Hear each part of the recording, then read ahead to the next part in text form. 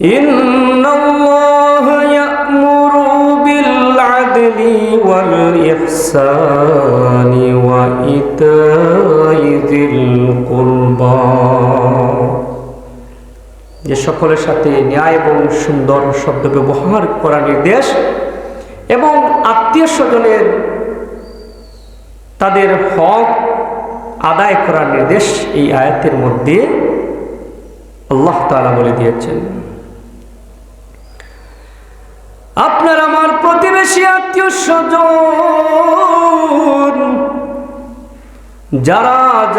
যাদের সাথে আমরা উঠা বসা করি তাদের সাথে সুন্দর আচরণ করা, সুন্দর ব্যবহার করা।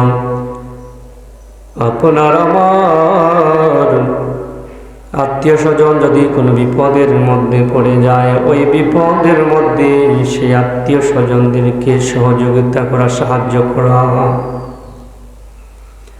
আপনি যদি একটি ভালো কিছু করেন, আপনার ঘরের মধ্যে ভালো একটি খাবারের আয়োজন করেন, আপনার আমার দায়িত্ব হচ্ছে ওই খাবার থেকে একটু খাবার আপনার আমার প্রতিবেশীদেরকে দেয়া। এটা হচ্ছে নবীজির সুন্নাত। দয়াল নবী কত মহান ছিলেন। আমরা যদি সেই নবীজির আদর্শ মেনে চলি তাহলে আমাদের জিন্দেগি সুন্দর হয়ে যাবে, আমাদের জীবন সুন্দর হয়ে যাবে। নবী করিম সাল্লাল্লাহু আলাইহি ওয়াসাল্লামের কাছে একজন ব্যক্তি এসে আরজ করল, ইয়া রাসূলুল্লাহ, ইয়া হাবিবাল্লাহ, ও দয়াল নবী, আমাদের কিছু কত আত্মীয় আছে, আত্মীয় স্বজন আছে, সেই আত্মীয় স্বজনের সাথে মিল মহব্বত রাখি, কিন্তু তাহার আমাকে দূর করে দে। তিনি বলেন যে আমার আত্মীয় স্বজন আছে, এই আত্মীয় স্বজনের সাথে আমি মিল মহব্বত রাখি, কিন্তু আমার আত্মীয় স্বজন তারা আমাকে দূরে ঠেলে দে, দূরে সরিয়ে দে। তারপরে বলেন আমি তাদের সাথে সদ্য ব্যবহার করে, সুন্দর ব্যবহার করি, তারা আমার সাথে কি করে? খারাপ ব্যবহার করে। তারা আমার সাথে খারাপ ব্যবহার করে। আমি তাদেরকে যে কোনো আশয়ে, যে কোনো বিষয়ে আমি তাদেরকে সুন্দর করে যদি আমি কথা বলি, ইয়া রাসূলুল্লাহ, তারা আমার সাথে দুর্ব্যবহার করে, আমাকে খারাপ ব্যবহার করে, আমাকে তাদের কাছ থেকে সরিয়ে দেন। তারপরে আমি তাদেরকে ক্ষমা করে, তারা আমার সাথে বর্বরোচিত ব্যবহার করে, খারাপ ব্যবহার করে। তখন নবী করিম সাল্লাল্লাহু আলাইহি ওয়াসাল্লাম বলেন, তুমি যা কিছু বলেছ, যে কথা বলেছ, সেই কথা যদি সঠিক হয়, সত্য হয়, তাহলে তুমি জেনে রাখো তাদের এই ব্যবহারের কারণে তারা কি করবে, তাদের অসুবিধা ভোগ করবে। আর তোমার এই সুন্দর ব্যবহারের কারণে তুমি যদি সুন্দর ব্যবহার চালিয়ে যাও, তাদের সাথে সম্পর্ক রক্ষা করে চালিয়ে যাও, তাহলে আল্লাহ তাআলা তোমার উপর ততদিন পর্যন্ত একটি রহমতের ফেরেশতা দ্বারা তোমাকে সাহায্য করবে। এই রহমতের ফেরেশতা আপনাকে সাহায্য করবে। কাদের কথা বললেন নবী করিম সাল্লাল্লাহু আলাইহি ওয়াসাল্লাম? আপনার আমার সঙ্গী, আমাদের আত্মীয় স্বজন, পাড়া প্রতিবেশী, তাদের সাথে যদি আমরা সুন্দর ব্যবহার করি এবং তারা যদি আমাদের সাথে দুর্ব্যবহার করে, আমাদের দায়িত্ব হচ্ছে নবী করিম সাল্লাল্লাহু আলাইহি ওয়াসাল্লাম তিনি বলেছেন, লা ইয়াদখুলুল জান্নাতা হাত্তা কাতাত, যে ওই সমস্ত ব্যক্তিরা, আত্মীয় স্বজন যারা আত্মীয়র সাথে সম্পর্ক ছিন্ন করে তারা কখনো বেহেশতে যাবে না। এখন আপনার আমার আত্মীয় স্বজনের অনেক হক আছে, আপনার আমার আত্মীয়ের প্রাপ্ত হক আদায় করা। আপনার কাছে যদি আমার কাছে যদি কিছু পাওনা থাকে, তাদেরকে তাদের পাওনা আমরা সঠিকভাবে তাদেরকে দিয়ে দিতে হবে। এখন যদি আমি বলি না, তো আমি তো তোমার কাছ থেকে কোনো কিছু আনি নাই, তোমার কাছ থেকে আমি কোনো টাকা আনি নাই, কোনো কিছু আনি নাই, আমি তোমার কাছ থেকে কোনো ঋণ আনি নাই, এইরকম বলে যদি সে অস্বীকার করে, তাহলে আল্লাহ পাক রব্বুল আলামিন ওই ব্যক্তিকে কি করবেন না, ক্ষমা করবেন না। তারপরে 2 নম্বর বিষয়টা হচ্ছে কোনো প্রকার বিরক্ত না করা আত্মীয় স্বজনের সাথে। আপনার আমার আত্মীয় স্বজন যদি কোনো বিপদে পড়ে আপনার আমার কাছে এসে কোনো কিছু প্রকাশ করে নালিশ দেয় অথবা বিচার চায়, সকলের সহযোগিতা চায়, অথবা টাকা পয়সার অভাবে ঋণগ্রস্ত হয়ে ওই বান্দা যদি আপনার আত্মীয় স্বজন যদি আপনার কাছে এসে সাহায্য চায়, তাহলে ওই আত্মীয় স্বজনকে আপনি কি করবেন? বিরক্ত বোধ না করে ওই আত্মীয়কে আপনি সাহায্যের হাত বাড়িয়ে দিবেন। ইন্নাল্লাহা বারাকুম বিসিলাতির রহিম, নিশ্চয়ই আল্লাহ তাআলা তোমাদেরকে আত্মীয়তার সম্পর্ক রক্ষা করার নির্দেশ দিয়েছেন। আল্লাহ তাআলা আত্মীয়তার সম্পর্ক রক্ষা করার কথা বলে দিয়েছেন। সম্মানিত হাজিরিন, তারপরে সেবা যত্ন করা 3 নম্বর যে বিষয়টা হচ্ছে আত্মীয় স্বজনের সেবা যত্ন করা। আপনার আমার মা বাবা, নানা নানি, দাদা দাদি, চাচা চাচি, মামা মামি, খালা খালু, ফুফা ফুফু, ভাই বোন, তারা যদি অসুস্থ হয়ে যায়, তাদের সেই অসুস্থতার মধ্যে সেই আত্মীয় স্বজনের সেবা যত্ন করা, এই আত্মীয় স্বজনের সেবা যত্ন করা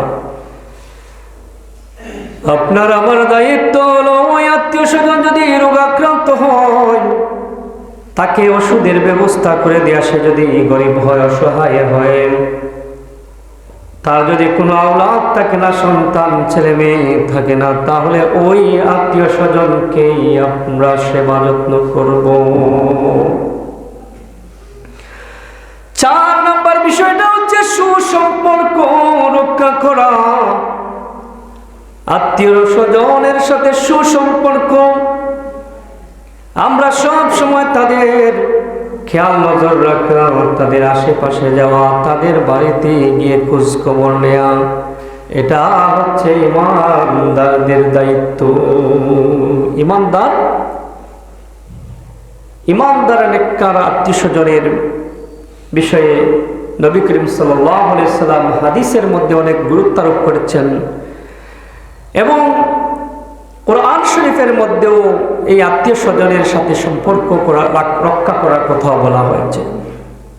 ওয়াল জারিজিল কুরবা, এটা হচ্ছে ওয়াল জারিজিল কুরবা, আপনার নিকটাত্মীয় যারা প্রতিবেশী, ওয়াল জারিল জুনুবি, এবং দূরবর্তী আত্মীয় স্বজন বা প্রতিবেশী, তাদের সাথে সুন্দর আচরণ করা, তাদেরকে সহযোগিতা করার বিষয়ে মহান আল্লাহ পাক রব্বুল আলামিন এই আয়াতের মধ্যে বলে দিয়েছেন।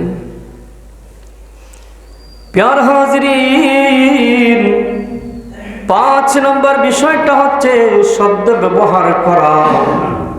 আমরা তাদেরকে সম্মান দিব। আমরা যদি আমাদের প্রতিবেশী আত্মীয় স্বজনকে সম্মান করি, তাহলে ওই কারণে আল্লাহ পাক রব্বুল আলামিন আপনি আমার উপর খুশি এবং রাজি হয়ে যাবেন। 6 নম্বর বিষয়টি হচ্ছে আপন করে নেওয়া। আমরা তাদেরকে আমাদের আপন ভাবতে হবে, সব সময় তাকে কাছে টেনে নিতে হবে। সকল আশ্রয় বিষয়ে, যে কোনো বিষয়ে তাকে আমরা সুপরামর্শ দিব। আমরা ভুল পরামর্শ না দিয়ে তাকে আমরা সুপরামর্শ দিব। সুখ দুঃখে 7 নম্বর বিষয়টি হচ্ছে সুখ দুঃখে অংশীদার হওয়া। সুখ দুঃখে কিভাবে অংশীদার হব? যখন আপনার কোনো ভাই, আপনার কোনো আত্মীয়, তাদের সুখের দিন, তার টাকা পয়সা ধন দৌলত ইনকামের মধ্যে ইনকাম ভালো থাকে, তাহলে তার অবস্থানের উপর তাকে কি করবে? তুমি খুশি হবে। তার ভালো অবস্থা দেখে আমরা খুশি হব। আমরা হিংসা করব না। আমার ভাই, আমার প্রতিবেশী যদি সে কি করে ভালো একটি অবস্থানে চলে যায়, ইনকাম করে, সম্পদ অর্জন করে, বা আরো কোনো অন্যান্য মাধ্যম পন্থায় ভালো কোনো পন্থায় ভালো পথে চলে যায়, তাকে আমরা উৎসাহ দেব এবং দুঃখের সময় তার কাছে গিয়ে আমরা কি করব? সান্ত্বনা দিব। যদি কোনো সময় ওই বান্দা, আপনার আমার আত্মীয় স্বজন, তার ব্যবসার মধ্যে লোকসান হয়ে যায়, তার সম্পদকে ছিনিয়ে নিয়ে যায়, তার কোনো ক্ষতি হয়ে যায়, তার কেউ ইন্তেকাল করে মারা যায়, তখন আমরা তার কাছে গিয়ে বলবো, তাকে সান্ত্বনা দেব। আমরা তাকে প্রয়োজনে, ভাই তুমি চিন্তা করো না, আমি তোমাকে যতটুকু পারি আমার পক্ষ থেকে আমি তোমাকে সহযোগিতা করব, এরকম বলতে হবে।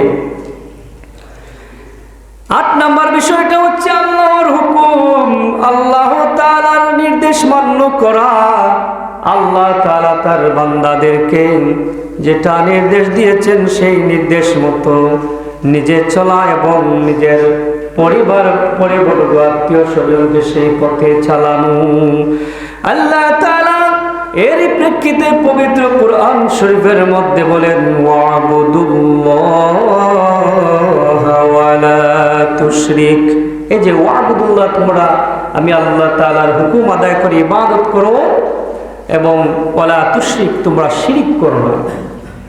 আমরা শিরিক করব না। আমরা শিরিকের ধারে কাছেও যাব না। আমাদের ভাই, আমাদের বোন, আমাদের ছেলে মেয়ে, আমাদের আত্মীয় স্বজনকে, তাদেরকে সব সময় সঠিক রাস্তা দেখাতে হবে। এটা আপনার আমার দায়িত্ব। আল্লাহ তাআলা আমাদেরকে, যারা বিবেকবান জ্ঞানী, তাদেরকে আল্লাহ তাআলা সেটি নির্দেশ দিয়েছেন। 9 নম্বর যে বিষয়টি, দানের ব্যাপারে আত্মীয় স্বজনকে অগ্রাধিকার দেয়া। আপনি যখন দান করবেন, ওই দান, যেগুলো দান করবেন, টাকা পয়সা বা আপনার কোনো সম্পদ থেকে কোনো কিছু গরিব অসহায়কে দান খয়রাত করবেন, সেই দানের অংশটি আপনার আমার আত্মীয় স্বজনকে আমরা কি করব? দান করে দিব। তখন আত্মীয় স্বজনের হক আদায় হয়ে যাবে। তাই আমরা আত্মীয় স্বজনের যেই হকটি, সেটি আদায় করব।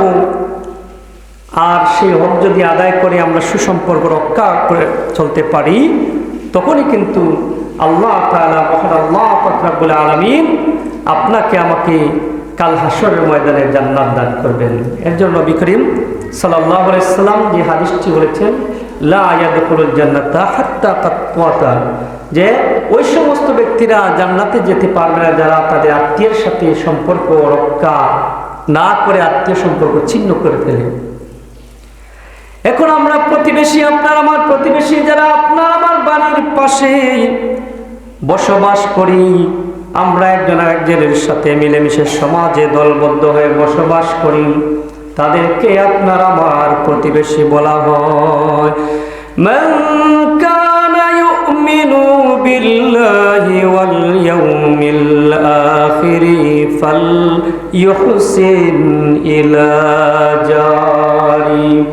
দয়াল নবী করিম সাল্লাল্লাহু আলাইহি ওয়াসাল্লাম বলেন যে আমি আল্লাহ তাআলার প্রতি এবং আখিরাতের প্রতি যারা ঈমান আনে এবং বিশ্বাস করে ফালইউহসিন ইলা জারিহি, এবং তারা যেন তাদের প্রতিবেশীর সাথে সুন্দর ব্যবহার করে, শব্দ ব্যবহার করে। এখন প্রতিবেশী যখন কোনো বিপদে পড়েন বা আপনার আমার কাছে কোনো সাহায্যের জন্য আসে, তাদেরকেও আমরা প্রথম যেটি বিষয় বলেছি আমরা আত্মীয় স্বজন। এখন দ্বিতীয় বিষয়টি হচ্ছে আপনার আমার প্রতিবেশী, জারি মানে প্রতিবেশী। তো ওই প্রতিবেশীর বিষয়ে বিভিন্ন দায়িত্ব আছে। প্রতিবেশী যদি ঋণ চায় আপনার আমার কাছে, তাহলে ওই প্রতিবেশী আপনার যদি অবস্থা ভালো থাকে, তাহলে ওই প্রতিবেশীকে আপনার টাকা দিয়ে তাকে ঋণ দিয়ে সাহায্য করা, এটা হচ্ছে নবীজির সুন্নাত। এখন মনে করেন সে বড় অসহায়, দারিদ্র, আপনার আমার কাছ থেকে কি করেছে, টাকা পয়সা নিয়েছে, সে সময় মতো দিতে পারে না, আর একবার বিপদের মধ্যে পড়েছে।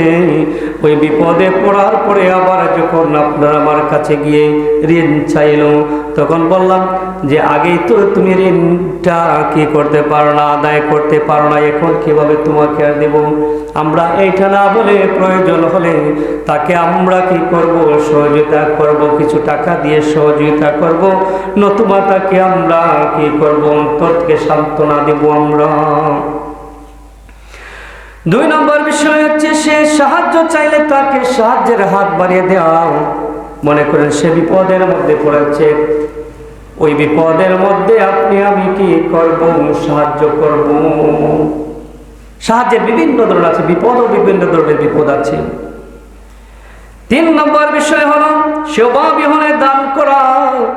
আপনার আমার প্রতিবেশী যদি অভাব থাকে, অভাবের মধ্যে সর্বদা লেগে থাকে, পড়ে থাকে, তাহলে সেই অভাবী ব্যক্তিকে আপনি আমি কি করব, তাকে যতটুকু পারি সাহায্য করব, সহযোগিতা করব।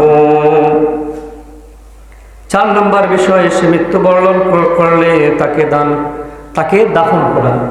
আপনার আমার প্রতিবেশী যদি মৃত্যুবরণ করে, সেই প্রতিবেশীকে আমরা কি করব, দাফন কার্য করে তাকে আমরা সমস্ত কিছু জানাজার নামাজ সহ যা কিছুর প্রয়োজন সমস্ত কার্য আমরা কি করব, আদায় করব।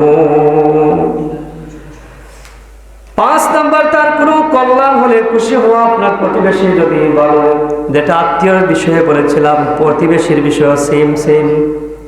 তার কোনো কল্যাণ হলে আমরা খুশি হব। আমরা তাদের কোনো ভালো দেখলে মনকে আমরা কি করব না, কপাল কুঁচ করব না, আমরা হিংসা করব না, বরঞ্চ আপনার আমার প্রতিবেশী একজন যদি ভালো অবস্থানে চলে যায়, আমরা তাকে কি করা, খুশি হওয়া তার এই ভালো অবস্থান দেখে। এভাবে তার কোনো অকল্যাণ হলে আবার তাকে সান্ত্বনা দেয়া।